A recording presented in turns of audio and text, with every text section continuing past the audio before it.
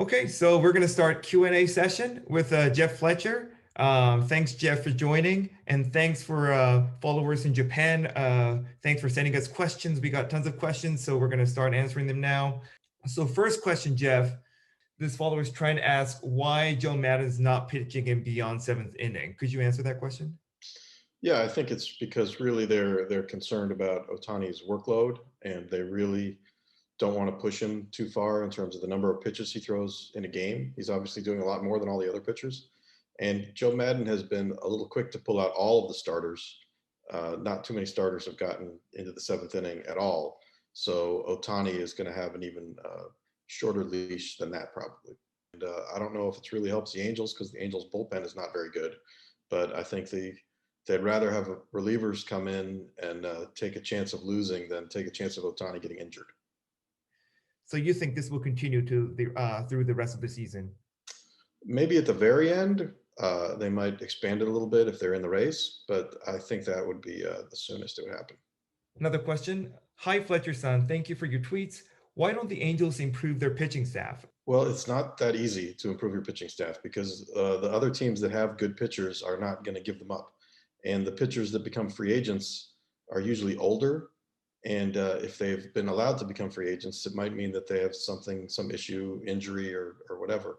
So the options of pitchers from outside your organization that are really good are very limited, and all the teams want them.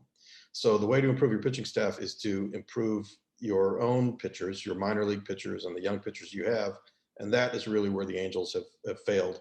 I think they're certainly trying, but that is not the kind of thing that you can just decide at the drop of a hat to improve overnight. What are the chances of the Angels being able to improve the pitching staff this season? Well, they're not very good, honestly. They're going to have to hope that the pitchers that they have improve. There's really not going to be, as I just said, teams are not going to be offering a whole bunch of really good pitchers to be traded in the middle of the season. And there's lots of teams that want the few that are available. So it's not that easy to improve your pitching during the season unless you can help your pitchers that you currently have pitch better. That makes Ohtani as a pitcher even more important, I guess, for the Angels. Yeah, obviously. I mean, he is their best pitcher, and they need him to continue to pitch as well as he has. And another follower said, there are a lot of good setup candidates in Japan. There are a lot of great reliever candidates in Japan. Aren't the Angels thinking about signing Japanese players? I'm sure the Angels have scouts that are watching Japanese players just like every other team. And I'm sure that they consider every guy who's available from Japan. There have recently been players who improved their skills in Japan and then returned to the big leagues, like Michaelis, I guess. That wouldn't have been possible in the past, this follower said. Have the perceptions of Nippon professional baseball changed in America? I think it's actually always happened to some degree. There's never been a lot, but I remember, as far back as Cecil Fielder, who was, from the 90s. Right. It happens. There's maybe one or two a year.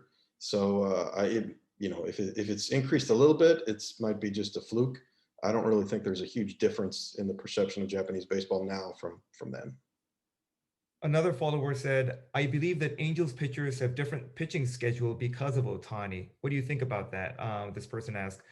Before we get into that, explain how Ohtani as a two-way player is affecting the Angels' use of pitchers.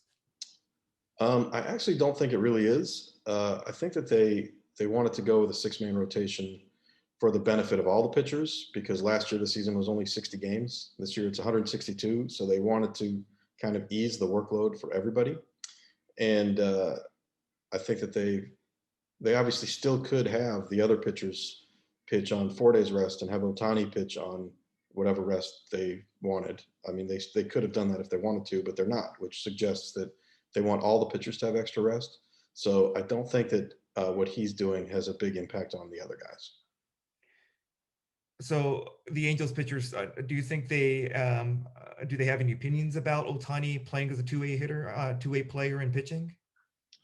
Well, as long as he's doing as well as he's doing, they're all fine with it. They all think it's amazing what he's doing, and I don't think any of them are going to complain about anything. And as far as their own personal schedules, as long as each pitcher knows when his next outing is going to be right after his previous outing, that's pretty much all he can ask.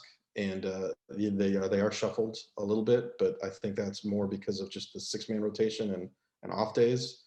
I think that would have happened even if they had a 6-man rotation without Ohtani in it.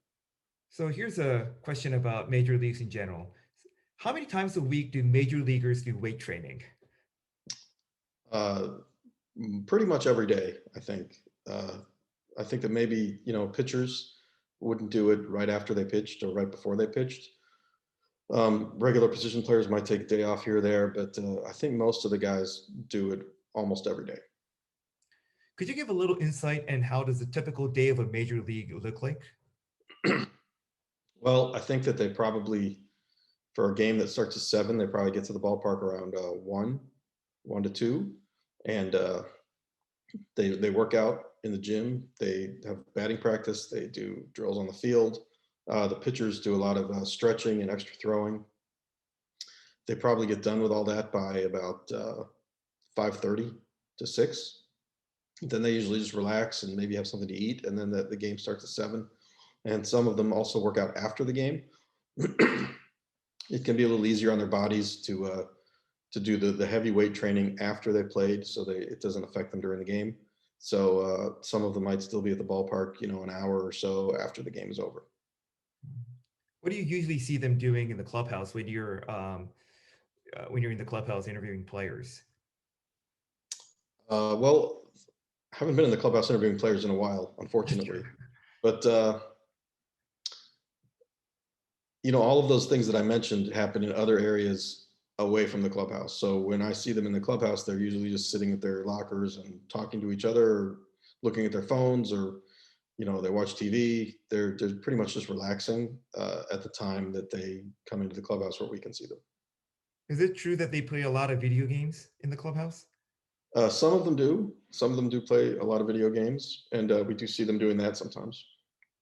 Now that Ohtani has been invited to the home run derby, how does MLB decide whom to invite to the home run derby? Well, basically, all of the All-Star game is an exhibition for entertainment value. So they invite the guys who they think would be the most entertaining in the home run derby. Now, they don't all have to be All-Stars, but it's a little easier because then those players are already there. They don't have to bring a guy who's not otherwise on the All-Star team just for the home run derby, because a guy like that might not be interested in giving up his days off. So I think the reason Ohtani got invited at the time he did is because the voting came out and it showed that he was far ahead leading in the DH voting. So they were pretty sure that he was going to make the All-Star team anyway. So once they knew he was going to be there, then they could ask him if he wanted to participate in the home run derby. I think the reason they're waiting on other players is because they need to have a little more clarity for who's actually going to make the All-Star team and who's not. What do you think about Ohtani's raw power, and his chances of winning the derby? He's got a good chance to win because he's got a lot of raw power, but it's really hard to predict because it's just a short span of pitches that you get, and if you get on a good streak, you can hit a lot of home runs, and if you get on a little bad streak, you can be out quickly. I've seen some really good hitters do really badly in the home run derby, so it's hard to predict what would happen. You've seen Ohtani's VPs multiple times. How does VPs compare to other major league hitters, power hitters? When he first came up in 2018, it looked much different. He hit a lot more really long home runs. I think now when I see him take BP, and he takes BP inside a lot, so I don't see all of it, but he seems to be more focused on just regular having good swings and hitting the ball rather than just trying to hit home runs. So it's not so much different from other players anymore. Why is that? Is that because of COVID or? No, I think some players prefer to do that. You can get a few more swings in that way because obviously, on the field, it takes a little more time, and there's only a few guys that can hit on the field at once. And in the cage, they can cycle them through a lot more quickly. And obviously you can hit in the cage while there's other things going on the field. If there's infielders doing a drill, then nobody can take batting practice on the field. And in the cage, it's always available.